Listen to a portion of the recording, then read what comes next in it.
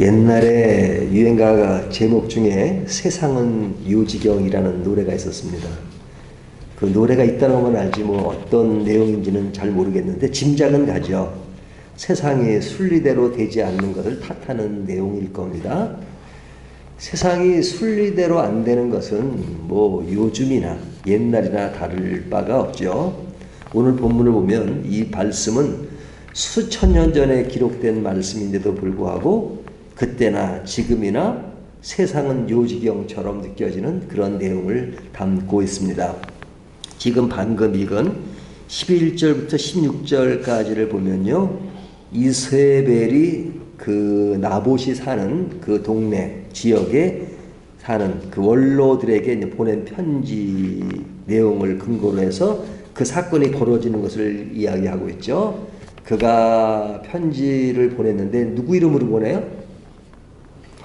아합의 이름으로 보내죠. 자기 이름으로 보낸 게 아니라 아합 이름으로 봅니다. 그러니까 이거는 완전 직권남용입니다.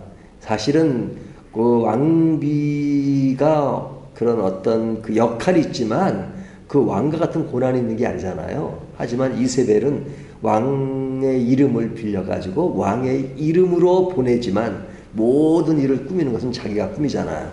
근데 그 꾸미는 내용이 뭐냐면 금식을 선포하고 그리고 나봇을 백성 가운데 높이 앉히고 그리고 이제 불량배 두 사람을 이제 말하자면 그냥 이렇게 매수한 거죠. 매수해가지고. 그리고 그 불량배 두 사람이 나봇이 하나님과 왕을 저주했다라고 증언하게 만든 거죠. 그러니까 거짓을 말하게 한 겁니다.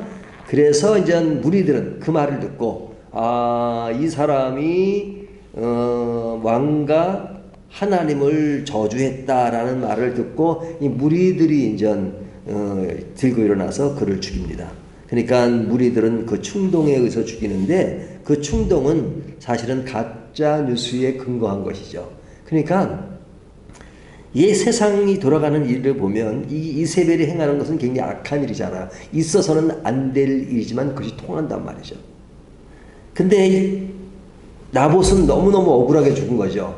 그는 왜 땅을 팔지 않았느냐? 땅을 팔 수가 없는 거죠. 왜 팔 수가 없어요? 하나님이 주신 땅이기 때문에. 하나님이 주신 땅이기 때문에 이스라엘 땅은 절대 팔 수 없도록 규정이 되어 있습니다. 그러니까 하나님이 원하시는 일이 아니고 뜻대로 하는 일이 아니기 때문에 그래서 팔 수 없다라고 이야기하잖아요. 하지만 이세벨은 그 이야기를 전할 때 뭐라고 전해요? 하나님 말은 싹 빼버리죠. 그 뒤에 보면 그 나봇이 죽고 나서 이세벨이 하는 말이 아합에게 15절 아합에게 이르되 일어나 이스라엘 사람 나봇이 돈으로 바꾸어 주기를 싫어하던 나봇의 포도원을 차지하소서 그러죠. 예, 돈으로 바꾸어 주기를 싫어하던 나봇의 포도원 그러죠. 그러니까 이 아합 왕이 나봇에게 그 포도원을 팔라 그러죠. 팔라. 그리고 아니면 다른 포도원을 주겠다라고 이야기한 것을 이야기했을 때 나봇은 하나님의 뜻이 아니라고 생각하고 그런 것입니다. 그러니까 이스라엘 땅은 절대 팔 수가 없어요. 어제 말씀드린 것처럼 선택된 땅이고 그리고 절대 팔 수가 없어요. 그러면 가끔 가다 보면 파는 경우가 있잖아요. 그때는 언제예요? 가끔 파는 경우가 있잖아요. 뭐 룻기도 보면은 뭐 그것을 팔고 파니까 또 기업 물을 자가 나오고 그러잖아요. 그러니까 판다는 것은 아주 영원히 판다는 것이 아니고 말하자면 빌려주는 겁니다. 빌려주는 겁니다. 그러니까 이스라엘에는 어떤 상이 되든 하여튼 50년이 되면 그 땅 제자리에 올 수밖에 없고요. 그리고 그 안에는 내가 너무 어려우니까 그 땅을 완전히 영구적으로 파는 것이 아니라 빌려주는 겁니다. 농사를 질 수 있도록 뭐 다른 것을 할 수 있도록 빌려주는 거죠. 그러니까 파는 것이 없는 거죠. 그것이 왕이라 할지라도 팔 수 없는 것이 이스라엘의 제도고 또 성경의 원리예요. 레위기 보면 절대 땅은 팔 수 없다는 것을 이야기해요. 그런데 아합은 하나님의 명령과는 달리 그 땅을 자기가 갖고 싶은 거죠. 왜 갖고 싶어요? 이게 왕궁 옆에 있는 포도원인데 사실은 포도원을 채소를 가꾸기 위해서 산다고 말하잖아요. 근데 이제 이 포도나무라는 것은요, 포도 열매는 맛있지만 사실 나무로서는 볼품이 없습니다. 그래서 포도나무는 별로 쓸데가 없다. 나무로서 쓸데가 없다 하잖아요. 예? 가구를 만들 때 포도나무로 만들 수가 없습니다. 막 이렇게 나무가 이렇게 좀 곱고 그러지 않아서. 그러니까 아마 자기의 정원으로 꾸미는 것, 그런 것을 원했겠죠. 하지만 팔지 않으니까 굉장히 근심하고 답답해하는 그 문제를 누가 해결해요? 이세벨이 해결한다고 나서잖아요. 이세벨이 해결할 문제가 아니잖아요. 근데 이세벨이 해결한다고 그래요. 그리면서 꾸민 일이 뭐냐면 그 사람을 불량배를 동원시켜 거짓 그 증거를 하게 하고 그를 죽입니다. 그리고 죽은 다음에 아합에게 죽었다라고 말하고 나서 그 땅을 차지하라. 이렇게 말하는 것이 이제 11절부터 16절까지 내용이잖아요. 그러니까 이 사건은 진짜 있어서는 안 될 힘의 권력으로 사람을 함부로 죽이는, 그리고 그런 잘못된 것이 통하는, 세상은 요지경이란 말이 통할 만큼의 사건이 벌어지고 있는 겁니다. 이것이 세상에서 늘 일어날 수 있는 일이에요. 옛날이나 지금이나 이런 일들이 많아요.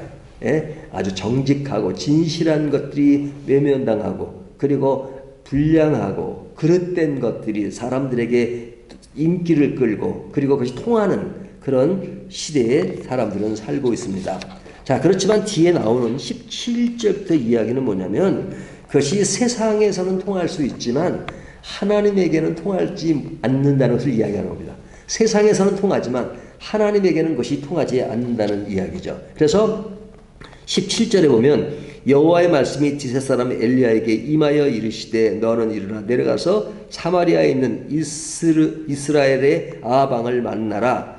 그가 나봇의 포도원을 차지하러 그리로 내려갔더니, 그러죠.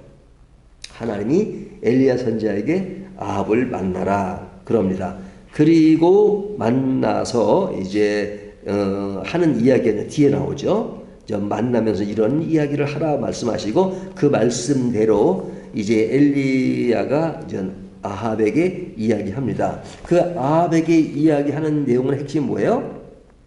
그런 악한 행동에 대해서 하나님의 재앙이 있을 것이다 하는 것이죠. 21절에 보면 여호와의 말씀이 내게 재앙을 내게 내려 너를 쓸어버리되 내게 속한 남자는 이스라엘 가운데 매인자나 노인자를 다 멸할 것이요. 그렇게 말하죠. 그러니까 자신의 권력을 팔아 악을 행하는 것과 또 그것을 충동한 이세벨에게 내 집이 망할 것이다 그럽니다. 망할 거라는 것을 아주 구체적으로 얘기해요. 개가 그의 피를 핥을 것이다. 공중의 새가 먹을 것이라고 이야기하죠. 그러니까 끔찍한 상황을 이야기하는 겁니다. 끔찍한 상황. 그러니까 하나님은 그릇된 것에 대해서 심판하십니다. 세상은 그것이 넘어갈 수 있지만 하나님은 그것을 보고 심판하십니다. 심판의 내용이 쭉 나오는 겁니다. 23절에는 이세벨에 대하여도 여호와께서 말씀하여 이르시되 개들이 이스라엘 성읍 곁에서 이세벨을 먹을지라 이렇게 말하죠. 그래서 하나님의 심판이 있다는 것을 이야기해요. 자, 그런데 27절에 가보면 반전이 일어나죠. 어떤 반전이 일어나요? 아합이 이 모든 말씀을 들을 때 그의 옷을 찢고 굵은 배로 몸을 동이고 금식하고 굵은 배에 누우며 또 풀이 죽어 다니더라.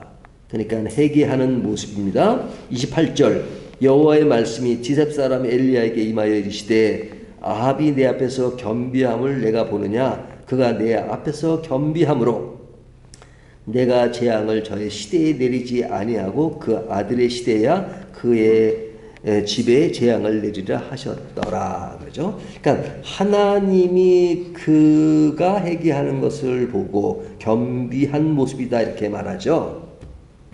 이것을 보면 하나님의 이렇게 보시는 것은 관대하십니다. 그러니까 우리 인간은 인간과 인간이 서로 죄인임에도 불구하고 인간을 평가할 때 굉장히 이렇게 깐깐하게 냉정하게 평가할 때가 있잖아요. 특별히 안 좋은 것을 이야기할 때.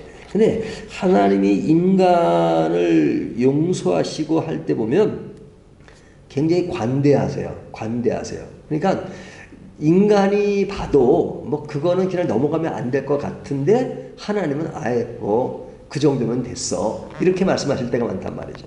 그 정도면 됐고 그 정도면 뭐 회개한 거야. 이렇게 말씀하신단 말이죠. 그러니까 아합의 케이스가 그런 케이스입니다.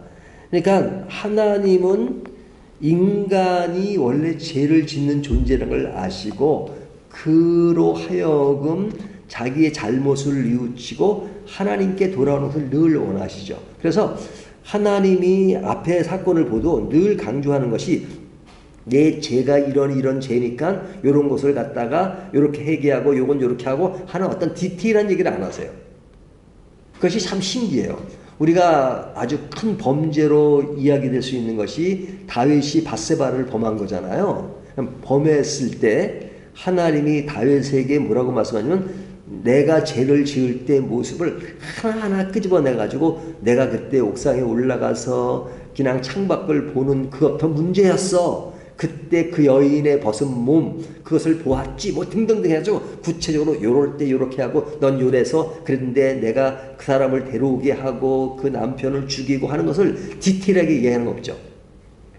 디테일하게 성경 자체가 그렇게 기록하지 그 하나님이 그런 죄를 이야기할 때 너의 죄가 그런 죄가 아주 디테일하게 얘기해요. 사람들은 없는 죄도 만들어서 얘기할 때가 많잖아요. 하지만 인간이 죄인이라는 얘기는 하시지만 죄의 문제를 끄집어낼 때 아주 구체적으로 얘기하지 않으세요. 왜? 하나님은 용서하시기를 원하시지 죄를 자꾸 끄집어내서 죄로 인간에게 그냥 넌 죄인이야 라고 이렇게 억압하고 싶지를 않으신 거죠.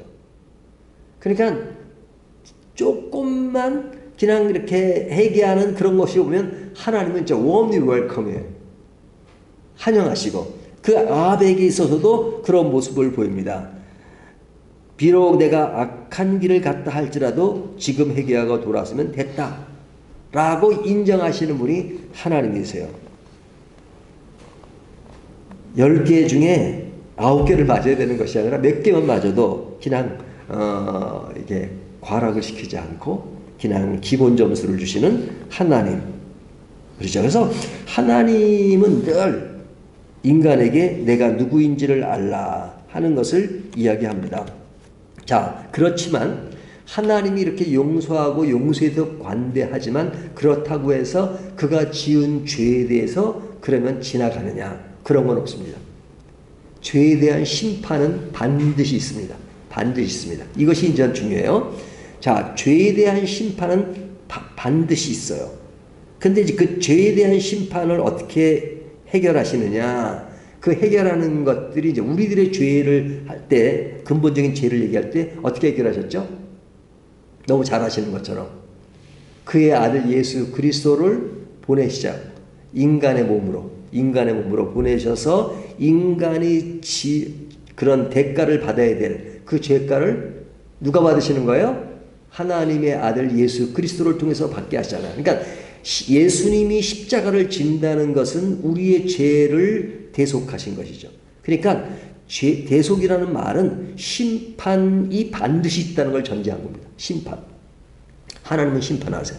잘못한 건 심판하세요. 단지 그 심판을 우리들이 받지 않고 하나님이 아들을 통해서 받으시고 그리고 그 다음 우리를 은혜로 택하신 것이죠. 그러니까 우리가 이제 근본적인 죄의 문제를 예수 그리스도에서 이렇게 하시지만 우리가 삶 속에 이루어지는 그런 부분을 보더라도 하나님이 그런 죄를 없다라고 말씀하시는 건 아니다. 그죠? 우리들을 용서하실 때는 마치 죄가 없고 과거가 없는 것처럼 이야기하시고 다가오시지만 그러나 그 문제에 대해서 반드시 그런 그 심판과 용서가 함께 이어지는 것을 볼 수 있어요. 하나님이 다윗이 밧세바를 범했지만 그 밧세바가 낳은 첫 번째 아들 어떻게 됐어요? 죽잖아요. 솔로몬은 그 다음 아들이잖아요. 그러니까 오늘 본문에도 보면 아합이 그렇게 회개하는 모습을 보면서 하시는 말씀이 29절이죠. 아합이 내 앞에서 겸비함을 내가 보느냐. 그가 내 앞에서 겸비함으로 내가 재앙을 저의 시대에는 내리지 아니하고 그 아들의 시대야 그의 집에 재앙을 내리리라 하셨더라 그러죠. 그러니까 그 다음에 이루어지는 재앙, 그것을 볼 수 있죠. 그러니까 아합의 아들이 누구예요? 요람이잖아요.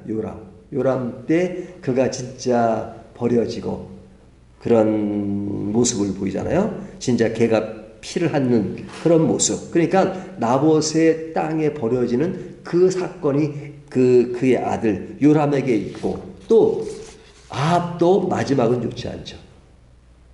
그러니까 우리가 어떤 이런 것들을 기계적으로 좋지 않다라고 얘기하는 것보다도 하나님의 심판과 은혜의 개념은 반드시 심판과 은혜가 같이 이야기될 때 그것의 본질적인 의미가 우리가 제대로 이해하는 것입니다.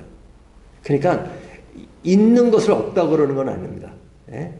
뭐 시험을 못 봤는데 잘 봤다 이것이 아니라 시험 못 본 건 못 본 거예요. 하지만 못 본 것이지만 그런 것에 대해서 뭔가를 깊이 묻지 않고 그냥 과락을 시키지 않겠다 하는 얘기죠. 근데 가락을 시키지 않는 것에 대한 모든 대가를 하나님이 지불하시는 그런 모습을 우리가 은혜 속에서 또 믿음 속에서 드러내는 거잖아요. 그러니까 오늘 본문에는 그것이 너무나도 확연하게 드러나 있는 겁니다. 그러니까 은혜라고 하는 것은 공의의 과정을 통해서 이루어지는 겁니다. 그것의 최고 절정이 뭐예요? 십자가인 거죠. 십자가. 그러니까 세상은 요지경 맞습니다. 하지만 우리가 사는 세상에서 그건 미완성으로 남을 수 있지만 하나님 나라의 차원에서 보면 미완성은 아닙니다. 그것은 완성이 되는 겁니다. 그 완성의 때가 언제예요?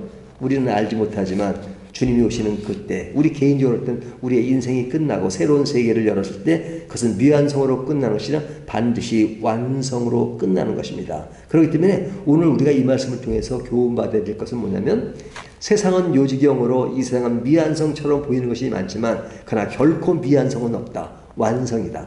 하나님의 때에 완성되는 그것을 우리는 그때 맛볼 수 있지만 그러나 그때 맛볼 수 있는 것들을 지금 나의 현실 가운데 그것을 받아들이고 그럴 때가 반드시 있고 그런 일을 분명히 하실 하나님은 분명하신 분이다 하는 것을 내가 오늘날 이 세상 살면서 현실 가운데 인지하고 사는 것, 그것이 뭐예요? 한마디로 그 말을 믿음이라고 하는 것입니다. 믿음이라고. 그러니까 그리스도인은 뭐로 살아요? 믿음으로 사는 겁니다. 우리가 믿음으로 산다는 것은 바로 그것입니다.